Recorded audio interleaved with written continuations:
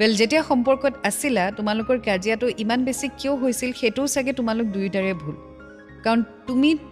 আৰু সি দুয়োকে গ্ৰেণ্টেড কৰি ল'লা এটা সম্পৰ্কৰ পৰা ওলাই আন এটা সম্পৰ্কত সোমাই ল'লা বহুত সোনকালে ফাৰ্ষ্ট মিষ্টেক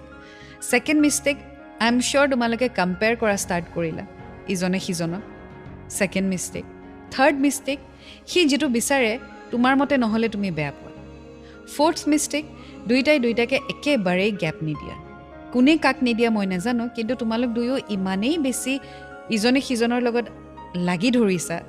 আঠা টাইপ লাগি ধৰিছা সেইকাৰণে ইমান বেছি ইৰিটেশ্যন হৈ পৰিছে সি তোমাৰ লগত নে তুমি তাৰ লগত মই নাজানো কিন্তু সম্পৰ্কটোত একেবাৰে স্পেচ নোহোৱা কৰি দিছা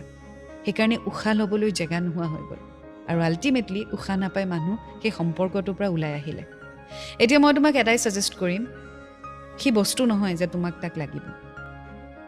তাৰো এটা নিজৰ পাৰ্চনেলিটি আছে তাৰো এটা লাইফ আছে তাৰো এটা চইচ আছে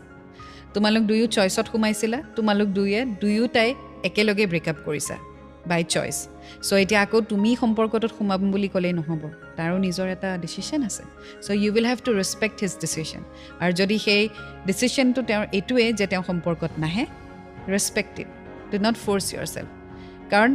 এতিয়া যিটো অভিমান খং বা কাজিয়া বা যিটো ফ্ৰেণ্ডশ্বিপৰ এতিয়া ৰিলেশ্যন এটা আছে ন সেইটোও নোহোৱা হৈ যাব আৰু যদি সেইটো বিচৰা নাই ষ্টপ ফ'ৰ্চিং ইয়ৰ চেল্ফ নিজকে ফ'ৰ্চ নকৰিবা তাৰ লাইফত you are a friend in his life be it that way stop forcing yourself on to him that is my only suggestion